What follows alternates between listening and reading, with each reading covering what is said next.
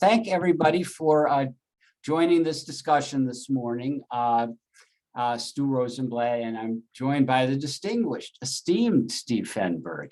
I'm just going to set the table. What we're going to discuss this afternoon, is the transformation in the United States economy before the outbreak of World War II and then the World War II mobilization. This is an introductory beginning discussion, but it will be very exploratory, and we're prepared to do more. The idea is to go through the dramatic transformation that occurred in the World War II mobilization all across the board. New manufacturing, new production, new industry, new infrastructure, and a dramatic buildup of the US economy, which gives us a model for what we can do today to try to address the crisis that we have now. Now, what I'm going to do is go through the 1933-1938 period, New Deal period, without which we wouldn't have been able to do the World War II mobilization. And then I'm going to turn it over to Steven to go through the World War II mobilization, and then we're going to throw it back to you guys. So Mark, if you want to stick that first slide on, we want to begin right now. What we're going to do is go through the connection between the Reconstruction Finance Corporation and the World War II mobilization. This is a picture of the gentleman who headed it, Jesse Jones, I'll go through it a bit, but Stephen will really go through Jones, who's the head of the RFC for the duration of this great mobilization. Go ahead. Next. Okay, so the RFC was created in 1932. Let's go get some food. By Herbert Hoover. People have to mute so others can hear. It was created by Herbert Hoover to try to address the Depression crisis with a $1.5 billion appropriation from Congress. And it did an immense amount, but primarily under FDR to address the crisis.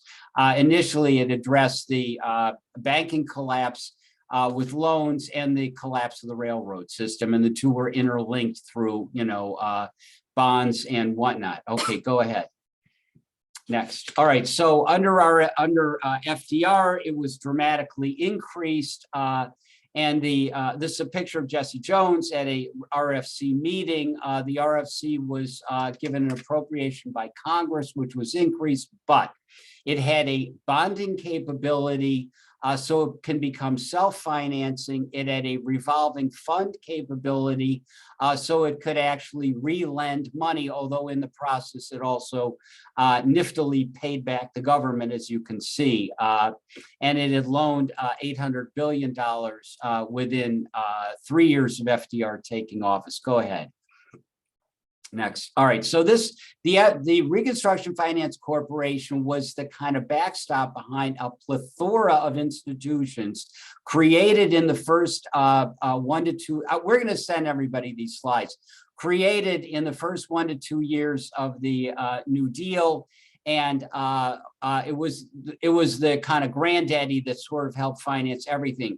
It gave $400 million to start the Public Works Administration, which built an immense amount of the infrastructure, $500 billion for the predecessor of WPA, the Homeowners Loan Corporation, which saved hundreds of thousands of people from foreclosure. FHA, you're wondering where FHA loans came from, underwriting. That was Reconstruction Finance Corporation. As you will see, it financed and ran the Rural Electrification Administration, the Electric Home and Farm Authority, and it was instrumental in starting the Tennessee Valley Authority and other institutions. So go ahead, next. Go ahead, Mark, if we can. Okay, so I'm going to just begin by some of the major infrastructure programs that were done by the Reconstruction Finance Corporation in coordination with these other institutions, which built the infrastructure upon which the World War II economic mobilization occurred. So the Rural Electrification Administration was, of course, a gigantic accomplishment. It was ultimately a bill through the US Congress steered through by Senator Norris. He's pictured on the right of Jesse Jones. Jesse Jones is in the center, Norris is on the right. And it was steered through by the Congress. They ultimately got $400 million. They were given $50 million in each of the first 2 years, $40 million for the next 8 years. That was then loaned out to co-ops, electric co-ops all over the United States. They bypassed, in most cases, the private utilities who were refusing to build power systems. And it had its own revolving fund, et cetera, et cetera. The Reconstruction Finance Corporation literally ran and developed the Rural Electrification Administration, upon which 90% of America, which had not been electrified, was electrified between roughly 1935 and 1950, the bulk of it going on in the 1930s and 40s. Again, without which you wouldn't have had a World War II mobilization. Next. The Electric Home and Farm Authority was an offshoot of REA. You could have all the power, but if people couldn't buy appliances, then you couldn't actually use the power.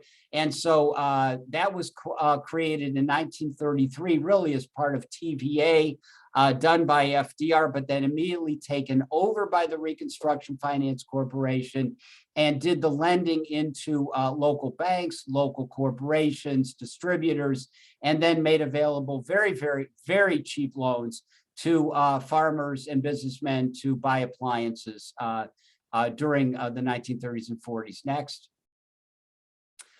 This is a picture of two housewives selling appliances for the Rural Electrification Administration. They did these demonstration programs all over the country and actually taught people how to use appliances. They didn't just get them to them. They had to teach people how to turn on the lights in their homes. Believe it or not, people were terrified.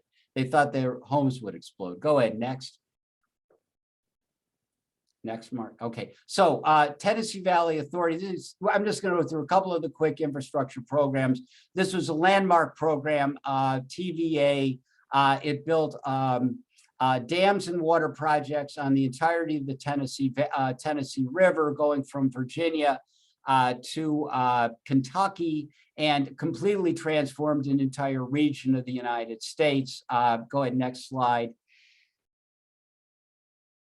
Next, if we can. Okay, this is a picture of the same river program using on the bottom the gradation of how the river fell step by step. And at each point that the river fell, they built dams and captured the water, and they used that to power a massive system of dams and power projects all across the river, and completely transformed the entire 7-state area. Next. The first bonds to build the project were sold by TVA, which was a standalone corporation. Who were the first buyers? The Public Works Administration, which had been financed by the Reconstruction Finance Corporation and the Reconstruction Finance Corporation. So if you want to know how TVA was started, go back to the Reconstruction Finance Corporation. This is just goes through all the different kinds of programs that were done by TVA. It was the model for the world on how to transform an entire region of the country. Go ahead, next. This is the projects in the Pacific Northwest, which were also, again, instrumental. Basically, how are we doing here? One more minute. Capturing the flow of the Columbia River from Canada into the Pacific Ocean. Go ahead, next. The two big dam projects were the Grand Coulee Dam and the Bonneville Dam. These were financed by Public Works Administration. And where did they get their money? The Reconstruction Finance Corporation in part. And they transformed the Pacific Northwest, and that allowed for the production of aluminum, power, and the really building of modern Tacoma, Seattle, Portland, et cetera. Next. Same thing, this is the Colorado River Basin in the Southwest, and the capturing of the Colorado River through a series of dam projects, ultimately bringing water into California, Nevada, Arizona and bits of New Mexico. The most famous dam, of course, was the Hoover Dam, which there's a picture of it, and it was a unbelievable accomplishment at its time, and partially financed by the Public Works Administration and RFC. I think that's about it. Is that our slideshow, Mark? Okay, Jones summary. By 1940, they had loaned out $10 billion, and which was tremendous. Jones said no line of business in the country had not been aided. Every man and child had been affected by the RFC. And then in a Fortune magazine article in 1940, one very good reason why the RFC has broadened so extensively is the fact that it is, to a large extent, outside the budget, possesses a revolving fund of its own, and is a convenient device for getting things done within elastic limitations without the necessity of getting a budgetary appropriation through Congress. Okay, I'm done. I'm going to turn this over now to Steven Fenberg, who is a award-winning author, has written the book that many of you have called Unprecedented Power. Jesse Jones, Capitalism and the Common Good. Mark has, of course, got his earmarked copy, and Marty has it, and he'll hold it up for everybody. And Stephen, of course, made a award-winning documentary on this, which people can watch. I think it is a brother. Can you spare $1 billion? And he won an Emmy Award for it. So without further ado, Steven Fenberg. Thank you, Stu, so much. I want to elaborate a little bit on some of the things that Stu said, especially about the Depression era RFC. I think one of the most important parts of it is the fact that it did all these massive things for the people of the United States and the federal government, and it made money while doing it. That to me is such an essential fact, and what initially captured my attention about the RFC and Jesse Jones. I thought, why aren't we looking today at how they did these massive projects, brought electricity to rural America, built tunnels, bridges, aqueducts, roads. They refinanced railroads debt. They financed the development of high-speed trains, and they made money for the federal government while doing so. And it's so important that we realize that. Another important point to make about the RFC is that it was embraced almost universally. It was accepted and used by Republicans, Democrats, liberals, conservatives. It was the first, what we called alphabet agency of the New Deal. You know, the CCC, the TVA, the WPA. The RFC was the first of the alphabet agencies. And ironically, it was started by Republican President Herbert Hoover, who finally embraced the power of good government to arrest the calamity of the Great Depression.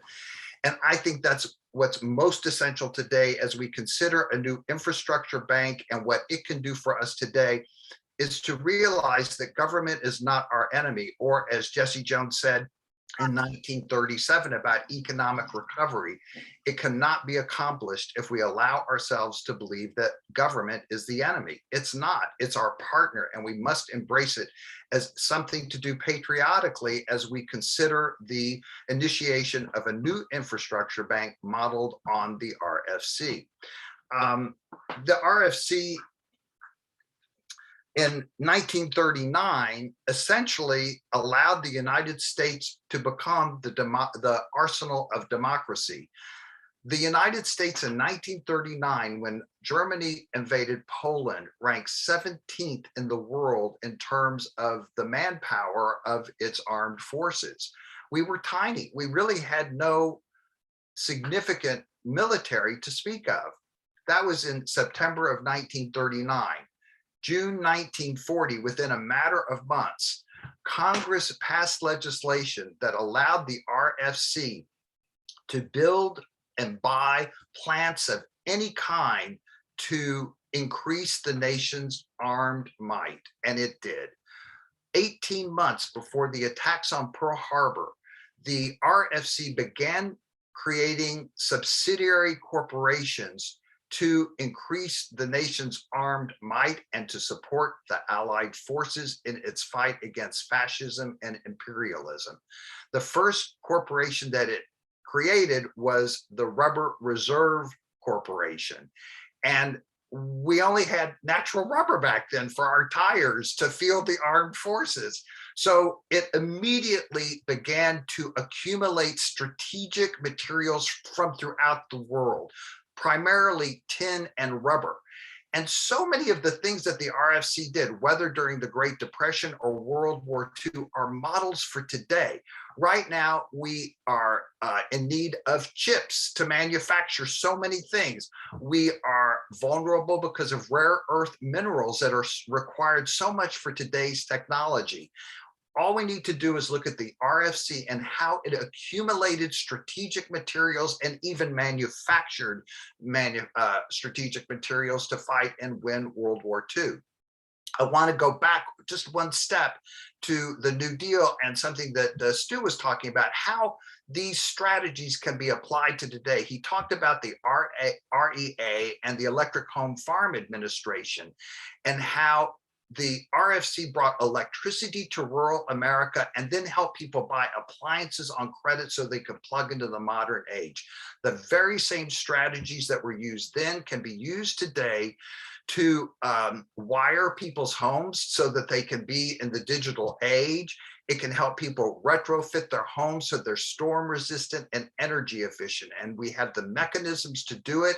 And it can be done with no new taxes and no new debt. And that is one of the essential things to recall when we think about creating a new infrastructure bank that's modeled on the RFC. So back to World War II. We were 17th in the world. We had no military to speak of. Congress passed this legislation in 1940, June 1940, which Jesse Jones said gave him the dictionary to begin mobilization, and that's precisely what it did. In addition to accumulating strategic materials from around the world, it started building enormous plants to manufacture the tanks, trucks, airplanes and ships that were required to fight and win World War II. I think in 1939, Germany had 9,000 airplanes, Japan had 75, we had 2,500, and they were mostly left over from World War I. Roosevelt wanted 50,000 airplanes manufactured every year to fight and win World War II. And that's precisely what the RFC began to do. It built, I believe, like 2,300 enormous plants throughout the nation to manufacture everything that was required to fight and win World War II, most specifically airplanes. But first it had to create machine tools like gauges, lathes, saws to have industrial expansion, because otherwise everything would have needed to be handmade. What the RFC did was comprehensive and unified. They looked at everything that was required in order to meet their goals. It wasn't just piecemeal. So they started manufacturing machine tools. They started manufacturing more steel, magnesium, and aluminum, and building enormous plants to do this. And what's so interesting is the federal government owned the majority of this industrial expansion. I think by war's end, it owned 70% of the aviation industry, the majority of metal manufacturing, about 100% of the rubber industry. It owned the means of production. It leased all these factories to corporations to operate. But by war's end, it had no intention of nationalizing anything. It wanted to save democracy and capitalism. And it sold all of that massive industrial expansion to private industry. And that is what basically provided us with the middle class expansion, industrial expansion after World War II. Probably the most remarkable thing it did, in addition to building tens of thousands of airplanes and building schools to train aviators to fly them and factories to manufacture high octane gas to fuel them. And I should also add that it cornered the market on wool and silk to make uniforms for soldiers and parachutes. But I think maybe one of the most remarkable things it did, it created synthetic rubber from the lab to mass production just as the Japanese took our supply of natural rubber when it conquered the Pacific Ocean. And without that initiative and investment, the Allied forces most likely would have been stuck in place and unable to fight. And I continue to say, all of these strategies, everything that it did can be adapted for today. All we need to do is look back at history, at the success that isn't so far in our past, to see how we can adapt these things to fight climate change, vaccinate the world. There are so many things, rebuild our crumbling infrastructure. The RFC did most of this at a profit for the government during World War II. It wasn't so profitable because that was not its intention. It was a matter of survival. But even so, many of its programs did make money for the federal government. For instance, the synthetic rubber industry, after it was sold to private industry, it made a profit for the federal government. And it basically made us independent from foreign sources for a vital resource, which again is something we need to look at today. I want to see if there's anything I failed to say at this point. I don't think so. Stu, I'll leave it up to you if there's anything you want me to add. I hope I made all the relevant points. We must embrace the power of good government and create a new infrastructure bank to address our daunting challenges, and it will require no new taxes and no new debt if it is modeled on the RFC. Thank you. Thank you, Stephen. That was great. We're going to turn it over to our audience, and we'll field questions. Everybody, just unmute as you ask a question or make a comment. I mean, we're pretty loose here, and we'll see where we go. So anybody who would like to say something, go ahead. Yes. And Alfecca, just everybody identify who you are and where you are, and what you are, if you're, especially if you're human. But do identify that, and then we'll throw it over. All right, Alfecca, shoot away, everybody. Okay, sure. It's astounding that that the RFC could have mobilized and successfully built out all of this infrastructure and capacity in the United States, and had done it so streamlined and well. Today, we suffer one big problem we suffer from in the United States is it costs 5 times more to build infrastructure here in the United States than it does any place else in the world. We get bogged down with regulations, with poor planning, with all these kind of things. How did they solve this problem? They built new production lines. They built this transformative way that they built the Tennessee Valley Authority with using the best engineering to produce those dams and locks and tame the river and build aluminum. And I mean, it was just an amazing technical feat. And how did they do it so successfully? How did they come up with these innovative designs and keep costs down and make sure that the projects stayed on track? How did they do that? Stephen? It's a good question. They had a man in charge who was a master at using credit, knew how to negotiate, and knew how to delegate. Jesse Jones would find the best people to do the work that was required, and then he would leave them alone and let them do it. He did not micromanage. It was also the Great Depression, and people needed jobs. So I guess the economy allowed itself to do these things less expensively. But again, you had a businessman who had great business skills, knew how to use credit, because that's what it was. It was the power of credit. Jones and Roosevelt knew at the offset of the Great Depression that what was required was an expansion of credit. It had been frozen, and the wheels of the economy could not turn again without it. And so that's why it's an important differentiation. With the RFC and everything else, it was a lending institution, not a spending institution. And that's why it was able to do what it did at the prices it was able to use. It did it through judicious lending. And all of the loans during the Great Depression were repaid with interest or with dividends. So I guess the short answer to that question, it was done through lending, not spending. I would just add one thing, and then again, other people can chime in. They also they really used this idea, which Congress gave Jones the right to do in World War II, which was to build these sub-corporations that had a dedicated purpose, that were not, wandering all over the place, investing in, derivatives and stocks and bonds and this and that. The TVA was fascinating and became a model for the world.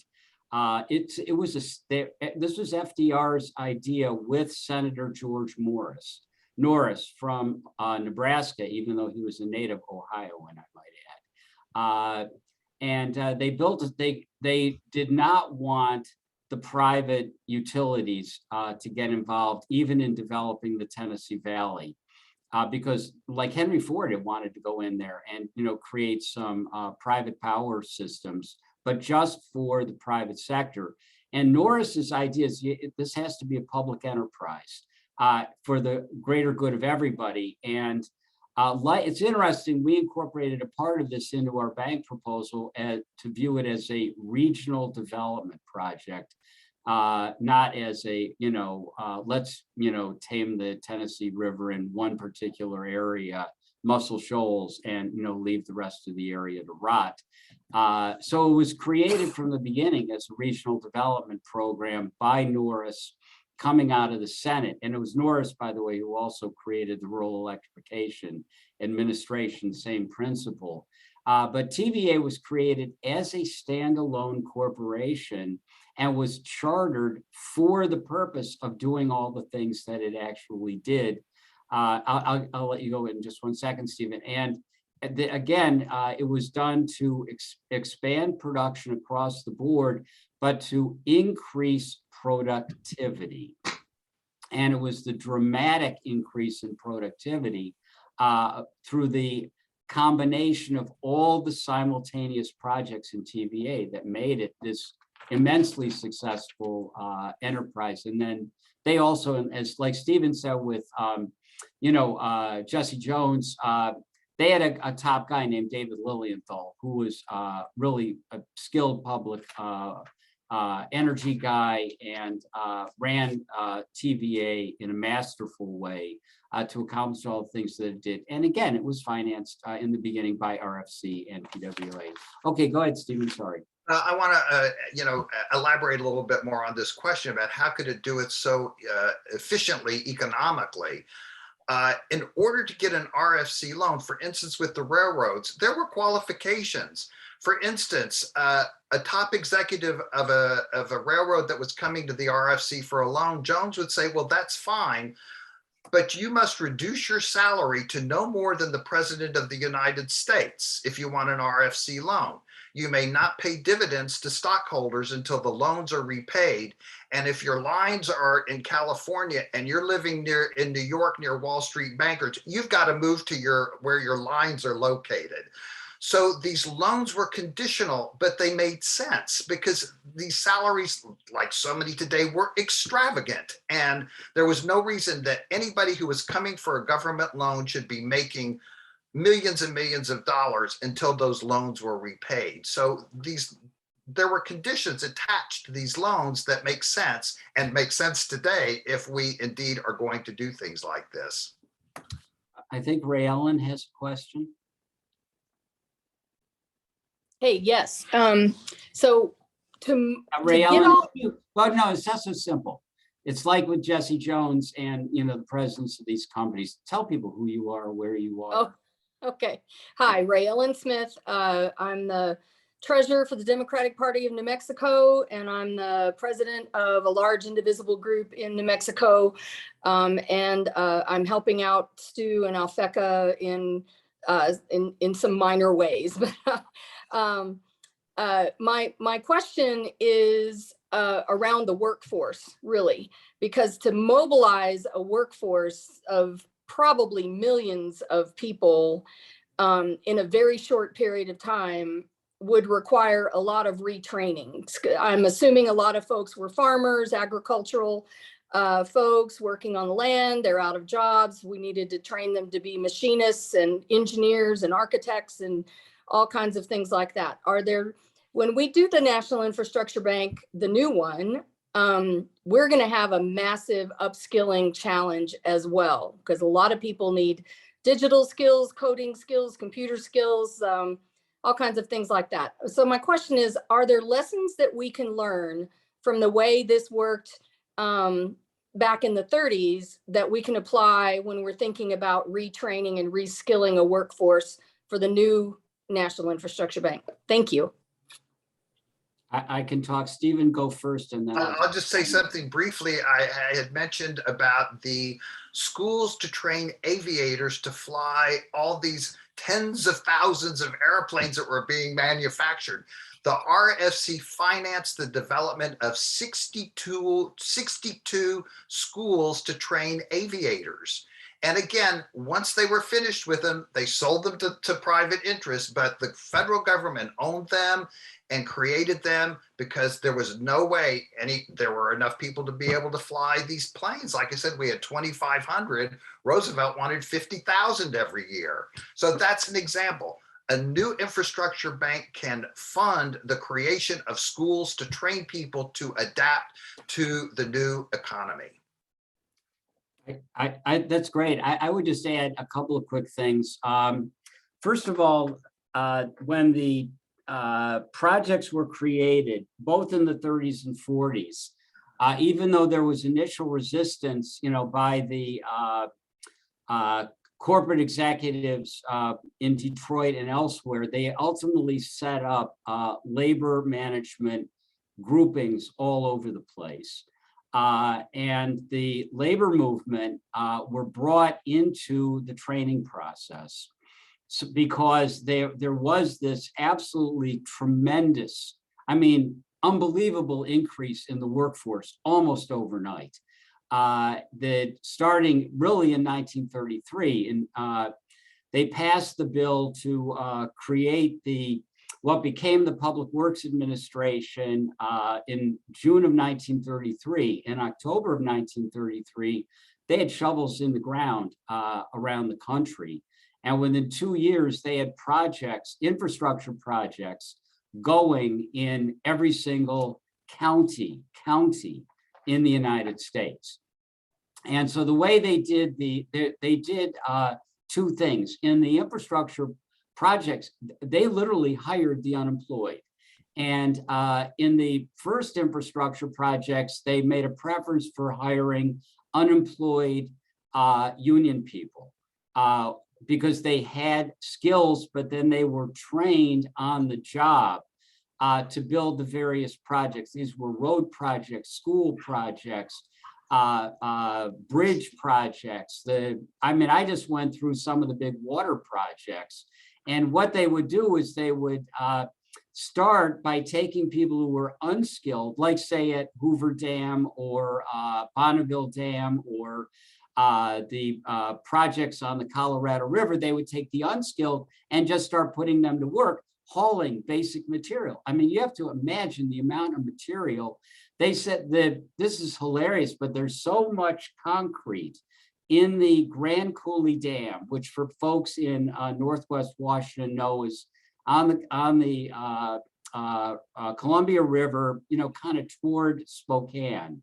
There's so much concrete in that they calculated they could build a highway from Seattle to Miami using the amount of concrete that went into just that one dam. So they were taking unskilled people. Look, they were taking people who had been involved in white collar jobs, civil service, anybody.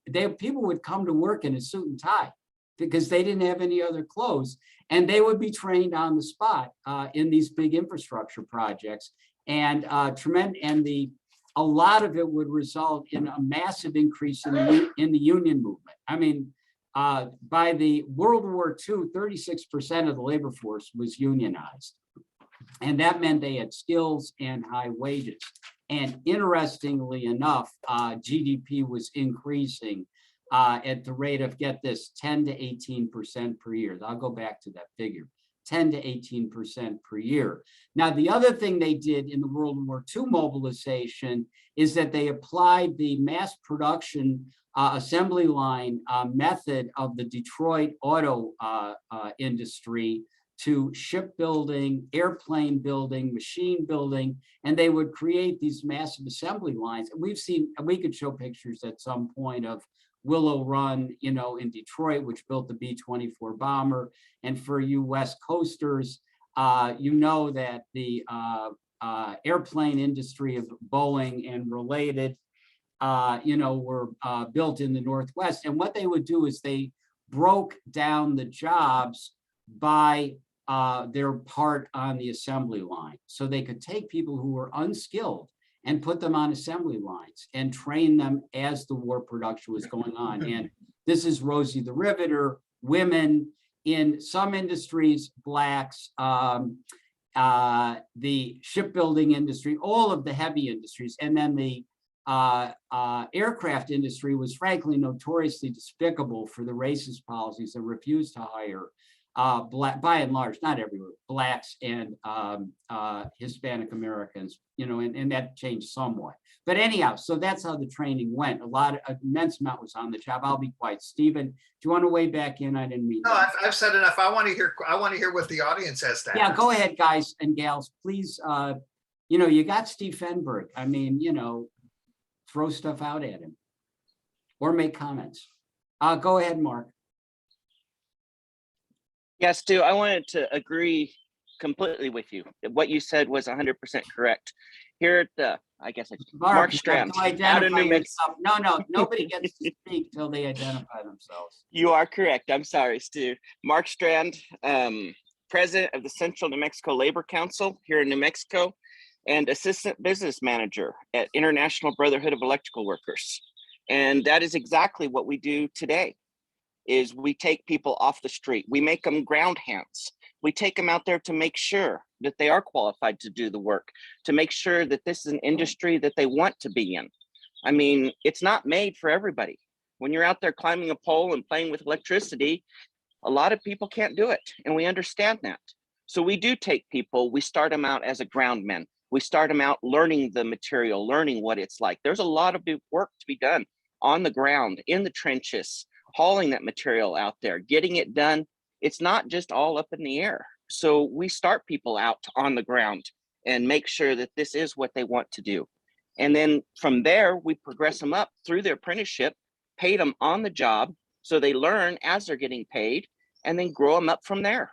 So no, you are 100%. This is the way we do it today. So thank you for saying all that. Hey, you know, it's our job. Thank you, Mark, for doing everything. Okay, other folks, questions. You can make comments also. It doesn't have to be questions. Okay, Betta and Henry, please identify yourselves.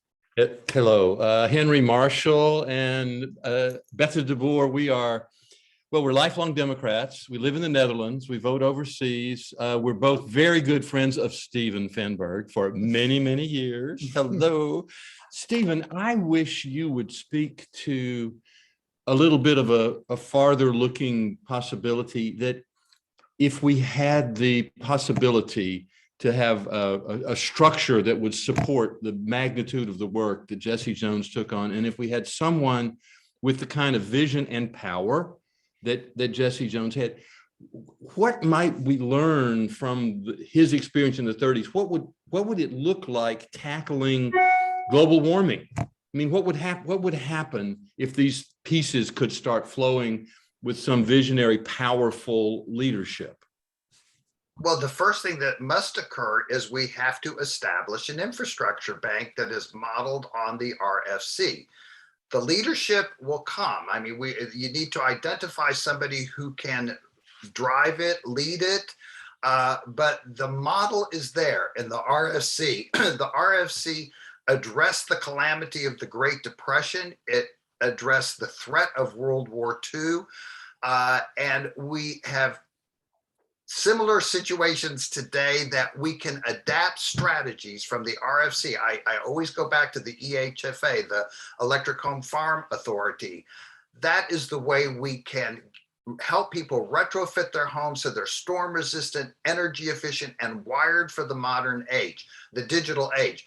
We are so far behind in access to broadband in the United States. this is the way to do it. And it can be done through lending, not spending, and it can help everybody achieve access in their homes wherever they live. So to me, it takes leadership, but as I said at the very beginning, it takes a different attitude about government. We have to embrace the power of good government, that it is a good thing. It is not our enemy. It is not the problem, as one of our past presidents would have had us believe. So to me, it's a matter of promoting a new infrastructure bank by looking at successes from the past for solutions today. It has been done, and that's the way we can accomplish these things.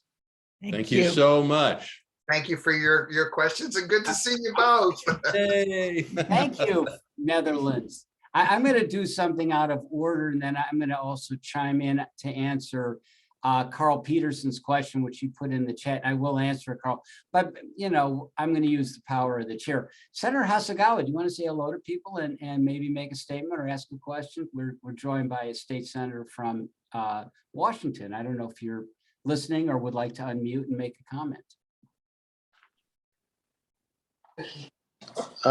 Thanks, Stu. Yeah, sorry, I'm just sort of watching from afar. I'm with my granddaughter and her family and babysitting and all of this going on in the background. But thank you to the presenter for that wonderful presentation. That was fascinating to get the historical perspective on the RFC. I was just curious, when loans are made to revenue generating projects, something like maybe the educational structure built to support all of the aircraft manufacturing, the pilots and whatnot, how were those loans repaid? Were they repaid by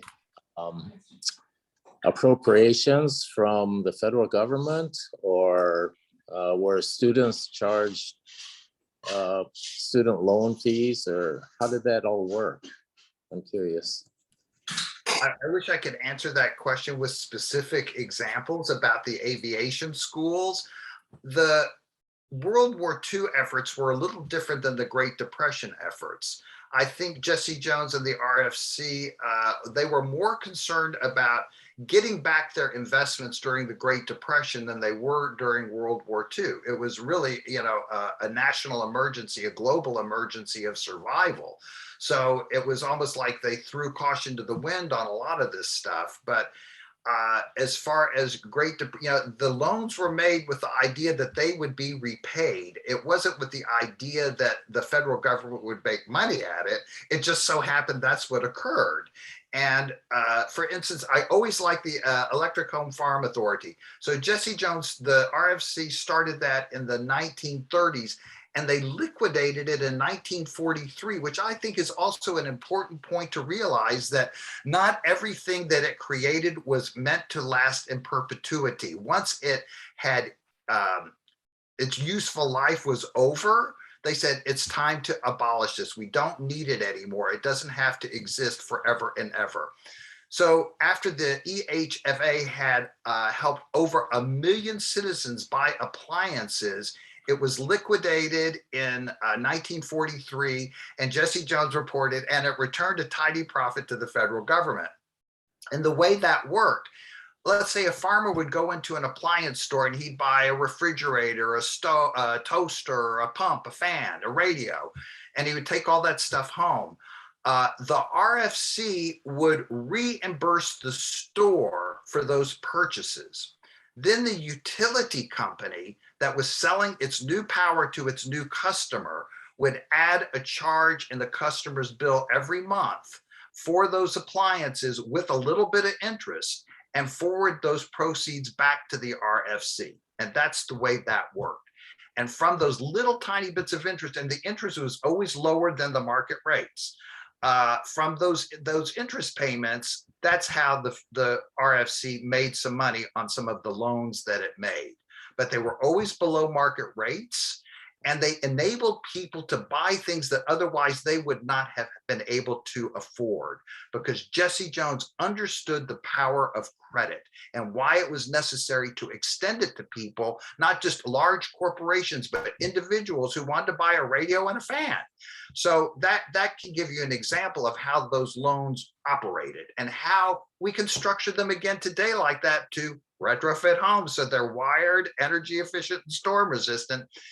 And it's important to realize the RFC always gave private industry or banks the first chance at doing these things. And when they would not do them because they either couldn't or they wouldn't, the RFC was the lender of last resort every time. And so always private industry was welcome to join in. If they couldn't or they wouldn't, the RFC did it. So that's really great. I'm going to I'll add two things. That was absolutely excellent, because that's a great model. One thing on the EHFA, the Electric Home Farm Authority, which Stephen just went through, for people who say, well, we've got, how are we ever going to build poor areas of the country? Because, we have people on here from New Mexico, which, is very poor in many areas. Bobby Beavers is on from Maine, which has all sorts of poor areas. Julie is on from Alaska, which has a lot of poor areas, and the way so far the Congress has done it, they will ultimately, really, even though they won't admit it, they're not going into the poor areas.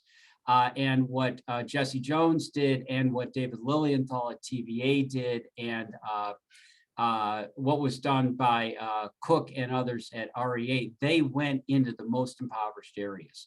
The first test case for the Electric Home Farm Authority was Tupelo, Mississippi, which was the site of a original TVA project. And they set up the EHFA there, probably the poorest part of Mississippi at the time. And the program was an immense success. And people began to pay their loans, and they did it in the way that Stephen outlined, but they did it because the general growth of the area through the massive investment from TVA paid back, as they said the payback was always 3 to 1, 5 to 1, 7 to 1 in general revenue. And it was so successful that actually FDR made a special trip to Tupelo to tout the program, and then made it a national program and incorporated it into the Rural Electrification Administration. And REA did the same thing. The private utilities refused to go into these areas, and because they couldn't make money. It's the same like with broadband today. They won't go into the poorest areas. So that's fascinating. So anyhow, look at Carl's chat. So anyhow, so they went in and actually made this a success. Now, let me just say one last thing, and then I can throw it right back to Stephen. In the investments that were made by the Public Works Administration, which was not WPA were grants only, Works Progress Administration, Harry Hopkins. PWA was 70% loans, 30% grants. And this was the institution that built all the big, projects that I went through earlier. A lot of those loans were for specific revenue coming in, Senator Hasegawa. So they were actually tied to, fees from water distribution systems, tolls on bridges, et cetera, et cetera. But a lot of it was done through general revenue bonds, meaning they were gambling that they could increase the overall gross domestic or gross GNP, as they said then, and out of the GDP in the county, in the city, in the metro area, they could repay the loans, and they did. And the program became so successful that it actually boosted the bond market, which, Wall Street was worried it would get in the way of the bond market. And, it actually made the bond market better. So that's how these things were repaid. It was out of the massive increase in the general revenue and general productivity of the overall economy. So anyhow, back to Stephen, and I don't know if that helped Carl or Senator Hasegawa. Well, one point I want to make that is included in the new infrastructure bank legislation is for affordable housing, which I think every state in the nation is having an issue with that.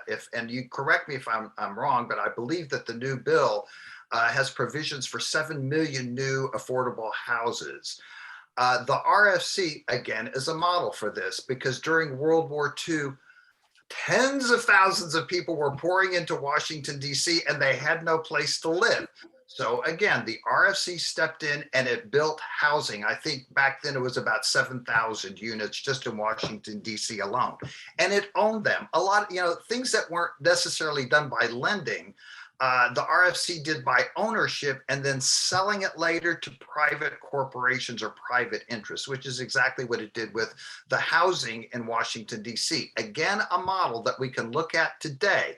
Here's, it built all these apartments for people to live in. After they were finished being used, they sold them to private interests and made money at it at the same time. So again, I keep bringing these things up because we need to do things in our government that are revenue neutral, that don't cost money, that don't add to our debt, that don't increase people's taxes. And that's one reason why the RFC was so popular among Democrats, Republicans, liberals, and conservatives. It was embraced by almost everybody because they saw how effective it was. They understood its magnitude. And for the most part, it didn't cost any money. Great. Now we have a question in the chat, which I'm gonna take the discretion of the chair, you elected officials, and direct to Alfecca, who's really here just to listen, but and the question is from Diana in Colorado. I'm just going to read it, Diana, if that's okay, because I think it's pretty self-explanatory. Quote, we have a worker shortage right now. Where are the people going to come from to do the work in the infrastructure projects?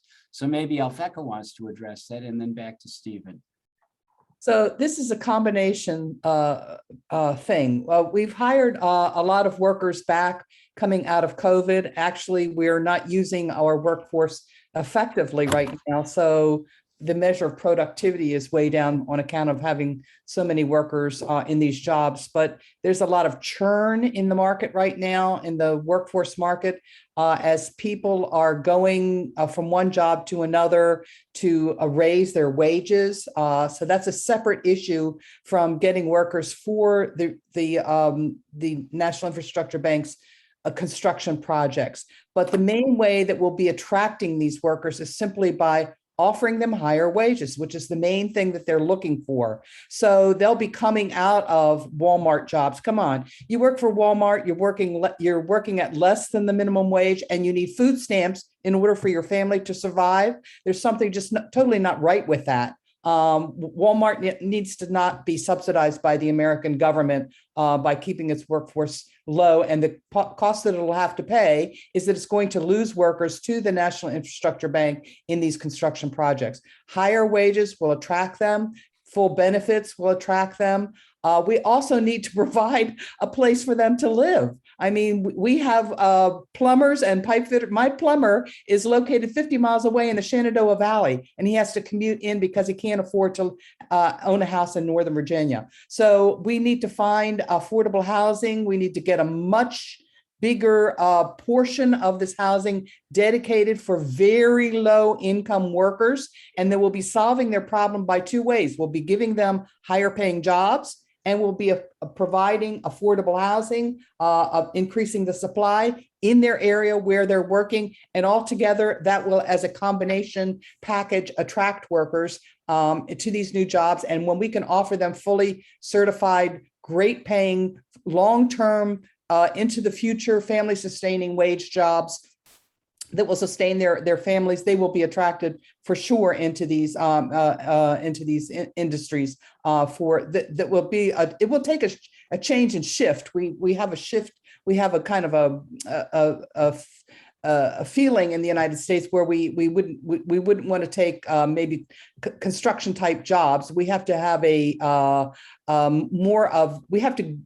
we have to provide an incentive to shift our labor force over into this kind of an activity, the same kinds of incentives that they use in Germany, for example, where they have a much higher incentive structure for this kind of labor force activity. But for sure, pay is definitely the high ticket end attraction for these jobs, and that's where the workers will come from. And that will be supplanting workers that are moving out of industries where automation is cutting away their jobs, including in production line, auto assembly, things like that, truck workers, truck drivers, and those kinds of things. That's where the supply will come from these other industries. So I hope I answered the question.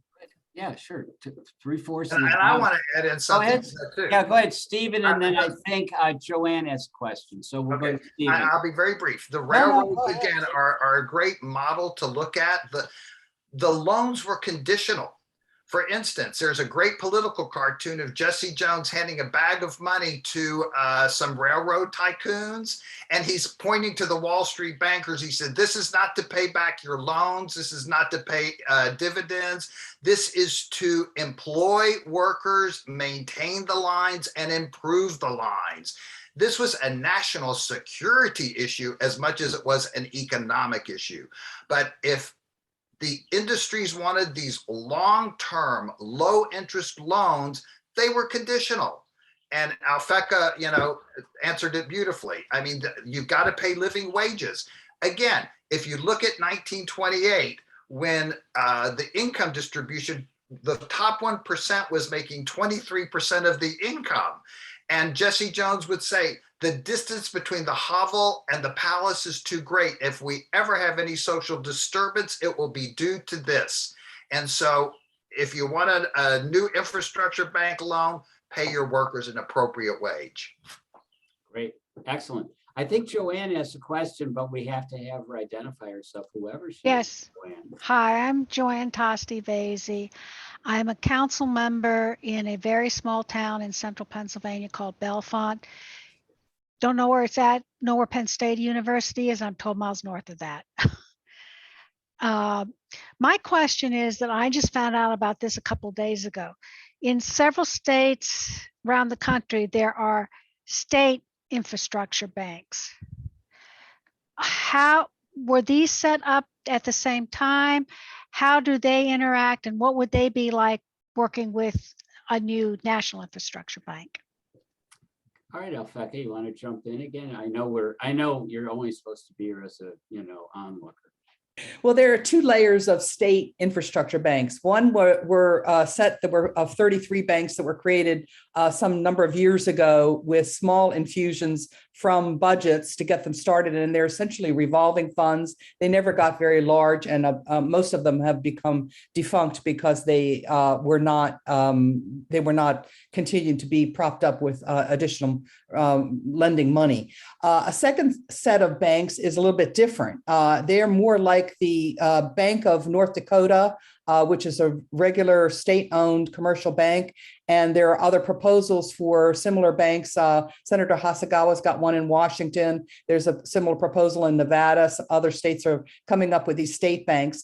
What's envisioned is that these banks would work in complementarity with the National Infrastructure Bank in maybe the following ways.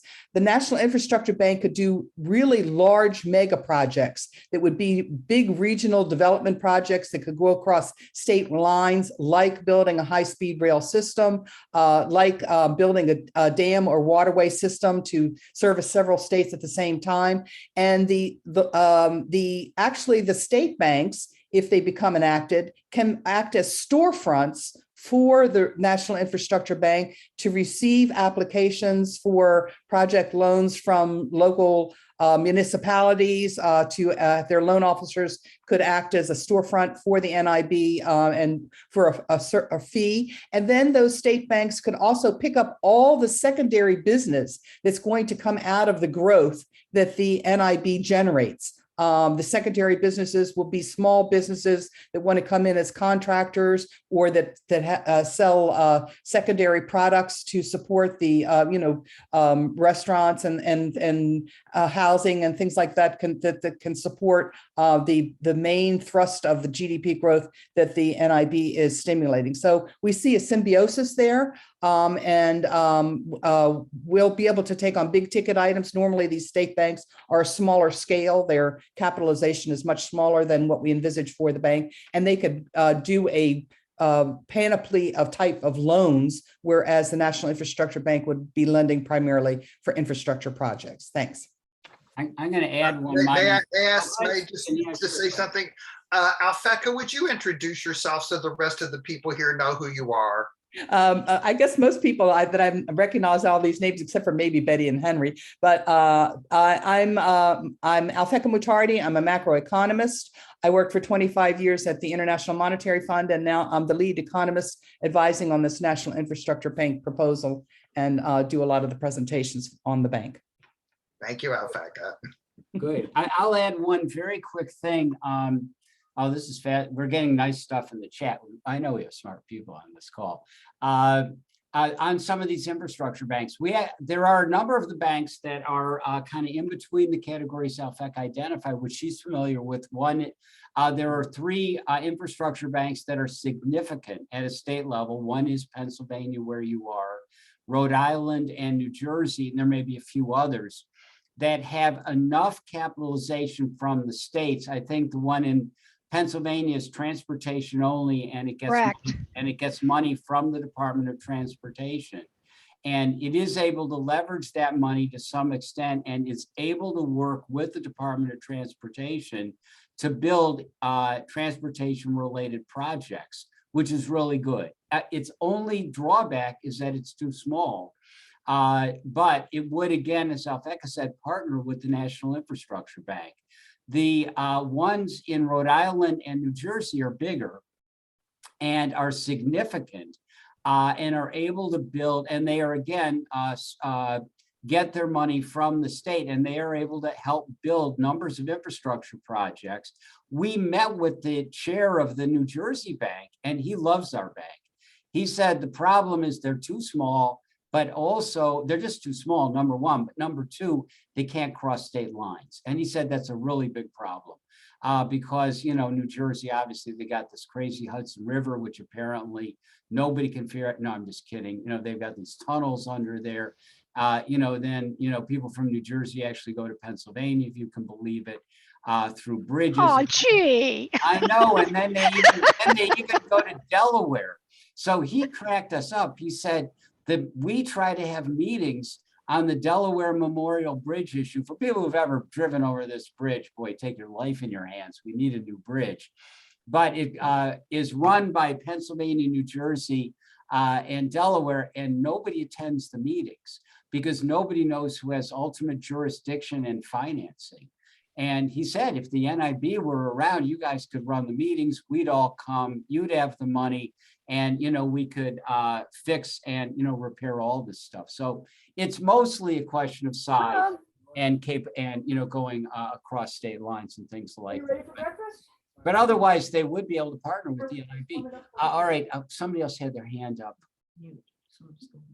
Oh, somebody has to mute. Sorry. So, yeah, we're getting a little feedback. Now, there are a couple of other really great comments. Ruth has a great comment elaborating the how the process went in Seattle during World War II, which really speaks to Steven's point about how big the infusion of labor was into all cities. I mean, you know, Chicago became known as North Mississippi. Cleveland, where I'm from, became known as North Alabama.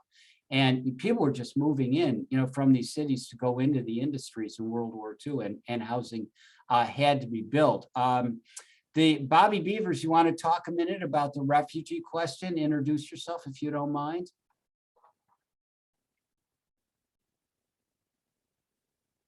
You got to unmute. Yeah, you know that.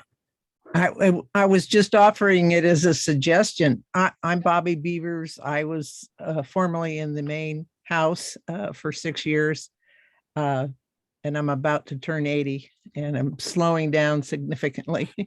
Anyway, we have a lot of refugees coming into many of our states continuously. So there is another source of for our labor shortage that I think they would appreciate. And the other comment I had was on the question of the shortage of labor and training. And I think many of our county colleges, at least in Maine, are doing a lot of things to help our local manufacturing companies.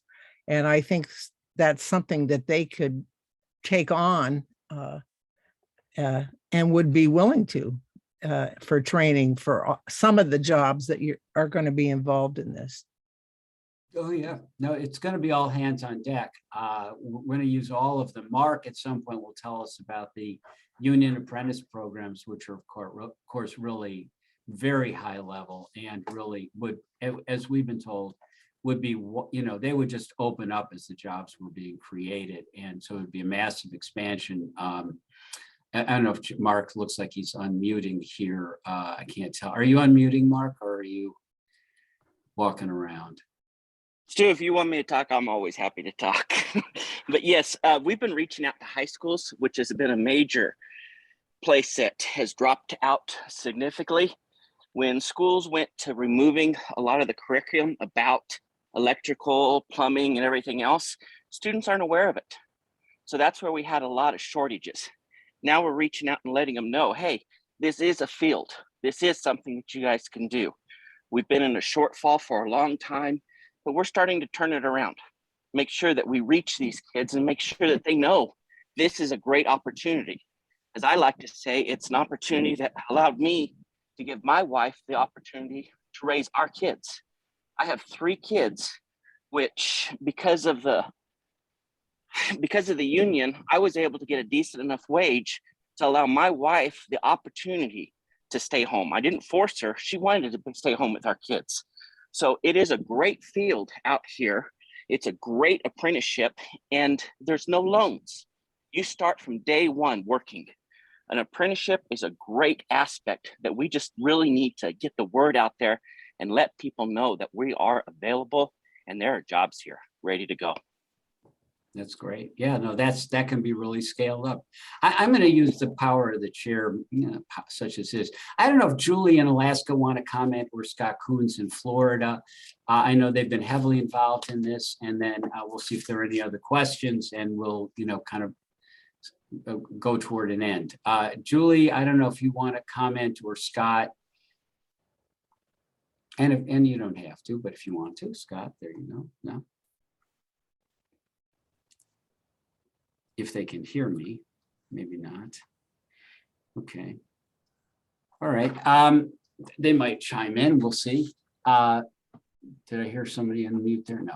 Okay. If anybody else would like to ask a question or make a comment to any of us, and then I will have a few closing remarks. Or Roger may want to comment, because I know he just put a nice question or comment in the chat.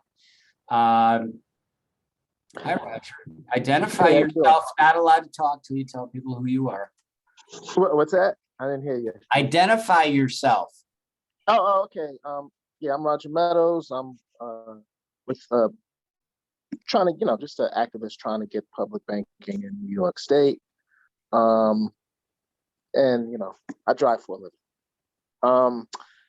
I wanted to suggest, and I'm not sure if I suggested this to you before. I forgot, Stu, but last time when we had the guy from Senator James Sanders Jr. office was concerned about making sure that this time the Black community gets gets included in this, because what he was trying to explain before was that with all the good policies that FDR put forth, the Black community was left out of that. I forgot to mention to you, maybe you should put him in contact somehow with Danny Davis, okay? Mostly because, number one, he's Black, and he's 80 years old, so he lived through that. You understand where I'm coming from? So he would know how to better answer the question that I forgot the guy's name that was working for James Sanders Jr. last time, but he would probably be more equipped to answer those questions. Yeah, just a thought. Yeah, no, that's really absolutely spot on. We had just so you know, I'll get to Sandy in just a second. No, we just addressed this week, Alfaka and former representative from Missouri, head of the Black Caucus, addressed the South Carolina Legislative Caucus And they were really, they gave us 15 minutes and it went 40. And then they asked, could we keep this going? They are really attuned to the fact that the National Infrastructure Bank is going to go heavily into all of the poor communities, communities of color. You know, we have the Jim Clyburn formula in the bill to make sure that all of the communities that are never addressed are addressed in much the same way that FDR did with the RFC and the WPA, et cetera. So we will make a point. I'll talk to Danny Davis's guy and have him reach out. That's funny, Diane Gutterud. And have him reach out to Sanders' staff. Also, you have on the phone, Roger, Senator Hasegawa, who really is one of the national leaders of the public bank campaign. And, you know, has been really heavily involved in promoting this. May know Senator Sanders, I don't know, but yeah, no, he does. Yeah, he's got so many hats that he needs an entire house. He doesn't just need a place to put a couple of hats. But he's also somebody that you may want to connect with at some point. All right, so I'll tell you what we're going to do. I know we could go on, but maybe we want to wrap up a little bit because I know people want to know what we're asking them to do. Could Gina Raimondo be our next Jesse Jones? Well, we are trying to actually have a meeting with her. We'll see. The state senator from Rhode Island, who sponsored our resolution and already is sponsoring our resolution in the Council of State Governments, is a personal friend of hers, and we are reaching out to try to have a meeting. We've met with her number 3 person. So what we want people to do, first of all, before I go any further, look, let me just thank Steve Fenberg for joining us this morning. He's here in the country for a little while, and he may be here longer than he even thought because he just got offered a really neat job in Houston, which is going to put him here heavily involved in the community and the cultural and political community in Houston. So, but we're going to have him around for a while. But I want to thank Stephen. Number one, people who don't have his book, I think most people here have his book or you're going to get it. If you don't and you want it, just put your address in the chat. We're going to get a box of them if you want Stephen's book. And secondly, people who do not get our regular emails, if you want to put your email in the chat, you know, we're happy to let you know about that. We have an upcoming event which Stephen will be speaking at this Thursday night, which we'd ask you to tell your friends and neighbors about. It's going to be Thursday at 8 o'clock for normal people on the East Coast. For people who want Stephen's book, write down your snail mail address. See what that looks like? Snail mail address, and we will mail it to you. It's going to be Thursday at 8 o'clock East Coast time, 5 o'clock for those of you in the Pacific Northwest, and for Julie, 4 o'clock if it's even still the same day. And that is going to be, the topic is going to be Made in America. And we're going to go through how the infrastructure bank will spark a massive rebuilding of domestic industry, which is going to be more and more important, you know, as this economic crisis, and, you know, you saw the stock market yesterday as things get, shall we say, more and more interesting. So that's this Thursday at 8 o'clock. And then we are asking people to help us get to Congress. We need co-sponsors. And anybody who would like to help work on that, you know, put your name in the chat. We will call you. I think we're calling most people, but we need to add co-sponsors to the bill in Congress. And I know a number of you are working on that. So I think with that, and we'll keep the chat open for a little while so people can write their addresses in. With that, I'd like to, oh, Ruth wants to say something. Oh, I'm sorry, I didn't see your hand up. Go ahead, Ruth. Unmute. Ruth. Yeah, unmute. I'll be quick. I'll be quick. Sure, go ahead. Because I put it in the chat too, but I just wanted to mention, I did have to step out, so maybe it was discussed earlier, but really to me, the equivalent of the war effort is the climate change that we're facing. And yesterday, the first picture, the picture of Hoover Dam, it showed how low Hoover Dam is. I was just there, took the same picture, and it's devastating. That's from a 20-year drought.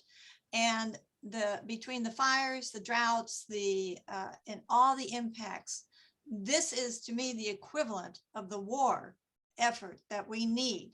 It's that level of effort. And I think that most of the world recognizes that, and this public bank is going to be a major player and us meeting those needs. That's all. Thank you. Good, thank you. I think Stephen might have addressed it earlier. Yeah, but I had to step out. I think, but that's okay. It's good to weigh in. Absolutely.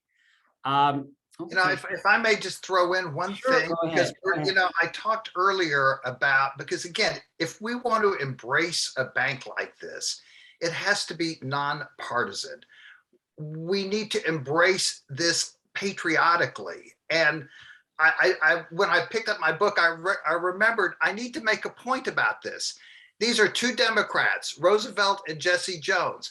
And the man who endorsed it on the cover is Secretary of State James Baker, a Republican.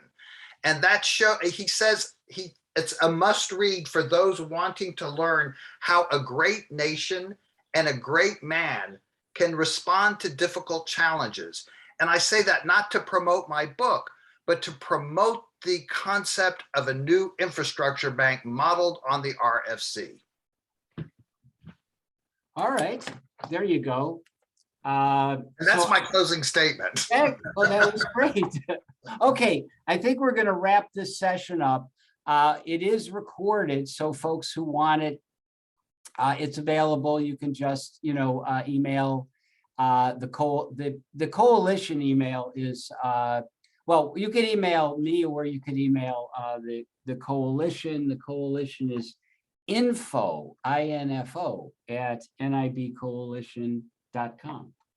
Info, I-N-F-O, at nibcoalition.com. If you want the recording, we're happy to send it out to you. I think that's it. Well, I want to thank everybody. We have our next event is Thursday night at 8 o'clock. And look, have a great Saturday afternoon. Be safe. And thanks again to Steven for really just doing the yeoman heavy lifting, and Alfeca, unbeknownst to her, for joining in on this effort. Okay, thanks a lot, everybody. We will talk to everybody during the week. I got the book. It came to me. Oh, I'm sorry. You got the book, Roger? Yes. All right, great. We're in business. Okay, thanks, everybody. And if you have more questions, by the way, just email the coalition. I'll send them over to Steven, and he'll be happy to answer. Okay, we're done. Thank you. Over and out, gang. Have